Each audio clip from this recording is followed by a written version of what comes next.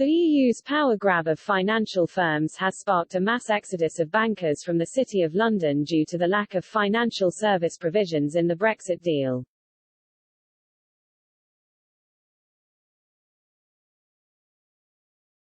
Without any specific agreement on financial services, several banks such as Morgan Stanley, Barclays and Goldman Sachs have now moved senior bankers out of London. Instead, these firms have now looked to centers in Frankfurt, Paris and Milan. Due to the post-COVID phenomenon, some firms are also looking to relocate masses of workers by 2024.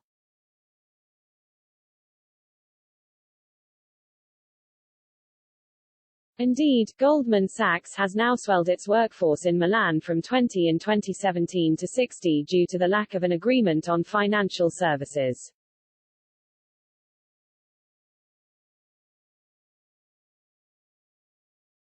JP Morgan is also looking to move 200 more employees to the continent, with many heading to Paris.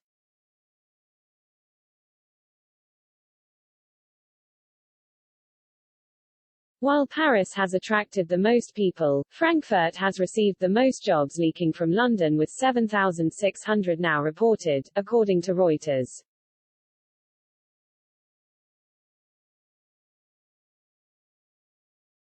Due to the lack of provisions in the Trade and Cooperation Agreement, UK financial firms must now apply two sets of regulatory frameworks, also known as equivalents.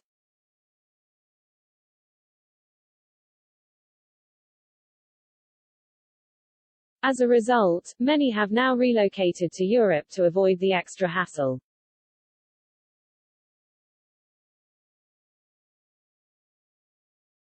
In order to stop the exodus of financial firms, many have called on the Prime Minister to agree a financial services deal with the EU, although Brussels has stalled on doing so in order to pressure the UK over elements of the agreement.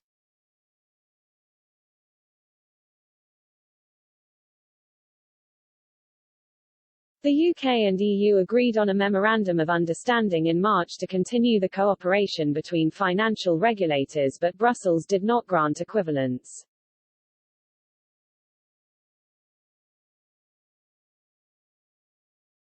The EU's Financial Services Chief Mairead McGuinness, "We will resume our equivalence assessments once the regulatory cooperation framework is in place, and do so on a case-by-case basis, taking into account the UK's regulatory intention."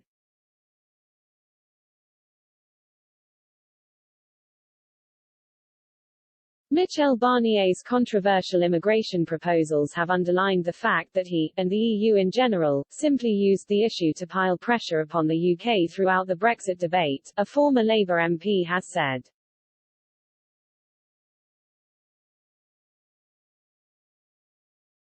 But Tom Harris said his risky strategy may end up strengthening Marine Le Pen of the far-right National Rally Party prior to next year's French presidential elections, as even opening up the almost unthinkable prospect of France itself quitting the bloc.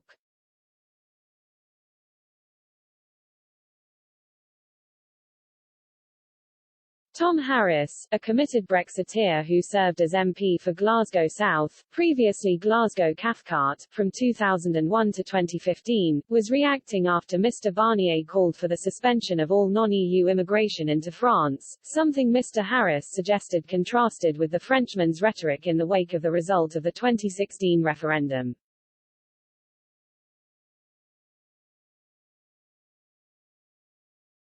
Former Shadow Environment Minister Mr. Harris said, "Will Barnier now become a non-person, disowned by those who still yearn for Britain's triumphant return to the EU's embrace? Even they will have their doubts."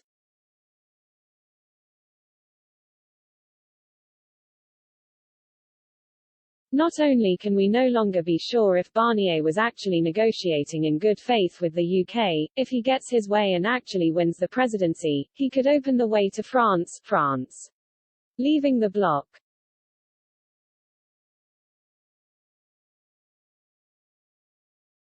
Boris Johnson has been sharply criticised by a prominent Brexit supporter for the concessions he made to the EU over fishing and Northern Ireland.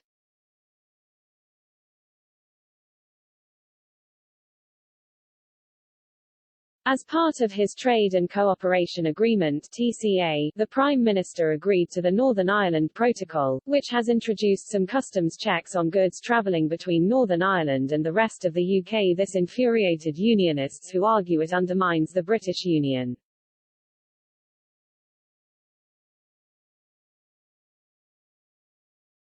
He also approved a fishing deal which sees EU boats retain a vast amount of their access to British waters until at least 2026.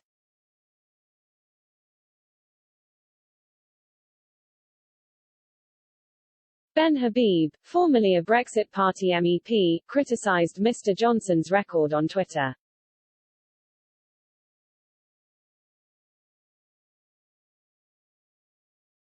He posted, "The WA withdrawal agreement and TCA gave up Northern Ireland, our fishing industry and our ability as a country to chart our own independent way, all that to protect 20% of our GDP in traded goods."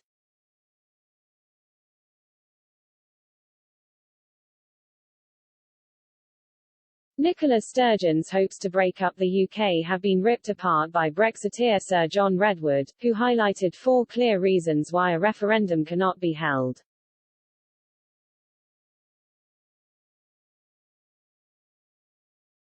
Despite Ms Sturgeon's strong election performance, the Tory MP for Wokingham claimed the SNP had already been granted a once-in-a-lifetime vote in 2014.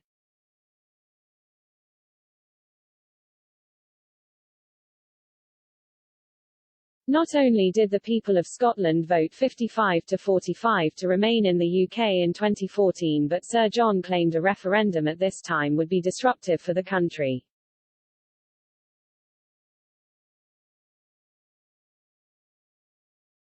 Despite the SNP winning 64 seats in last week's election, the party does not have the outright majority nor the highest constituency vote share.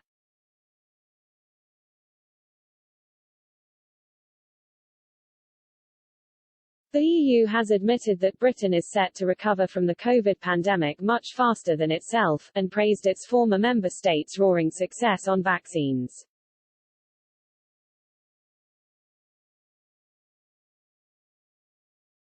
In its latest economic forecast, the European Commission said the UK is on track for a GDP increase of 5% this year and 5.3% in 2022.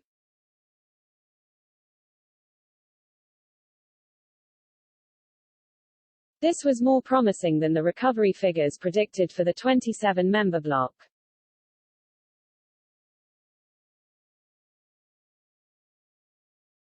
The Commission forecast the average GDP rise across the EU to be between 4.2% and 4.4%.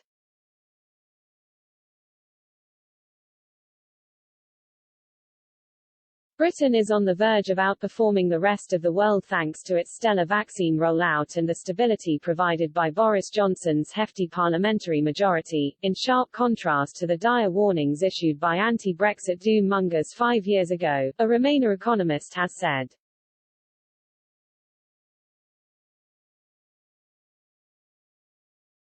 Paul Arthurs admitted the UK is several months ahead of both the EU and the USA in terms of its pandemic recovery, and in an excellent position to capitalize.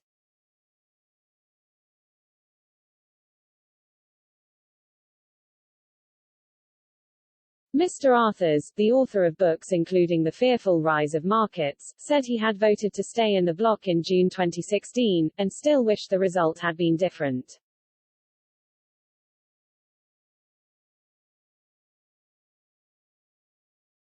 However, in a column written for Bloomberg, he pointed to the current strength of the pound versus both the dollar and the euro as clear signs that Britain had bounced back from whatever negative impact severing links with Brussels had caused.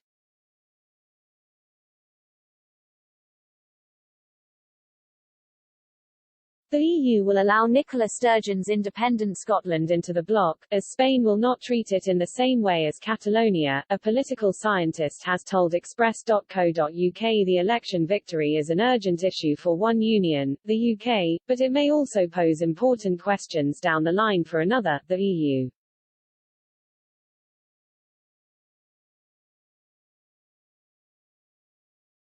Both parties stood on a platform of an independent Scotland joining the bloc.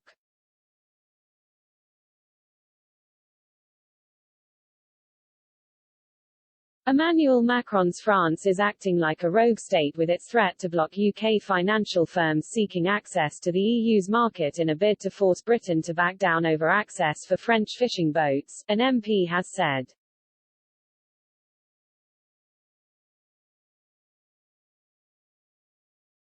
David Jones, deputy chairman of the European Research Group, ERG, believes the move probably stems from Mr. Macron's concern at his re-election prospects next year.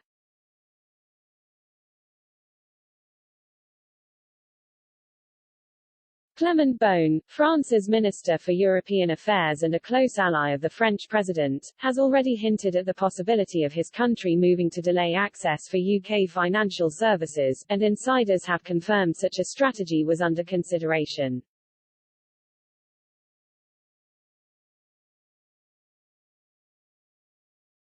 Eurostar was torn apart by Boris Johnson before the UK was tipped to make a change of heart in helping to bail out the struggling rail operator.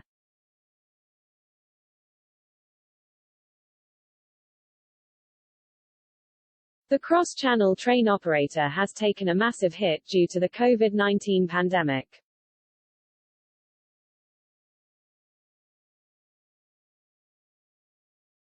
It carried 11 million passengers in 2019, and is now facing a 95% fall in demand, now offering just one train a day between London and Paris and Amsterdam and Brussels.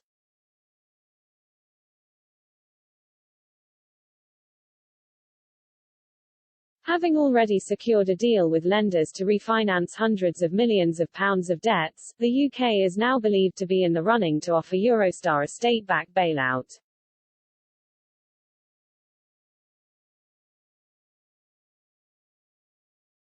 British nationals living in the European Union have launched a legal challenge against the illegal and unfair erosion of citizenship rights after Brexit.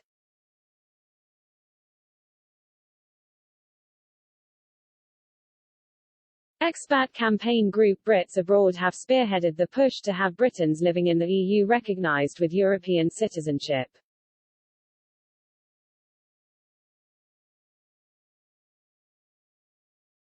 Speaking from France, the organization's coordinator Terence Knott has explained that British residents feel they have been left feeling cut off from the UK and their host countries.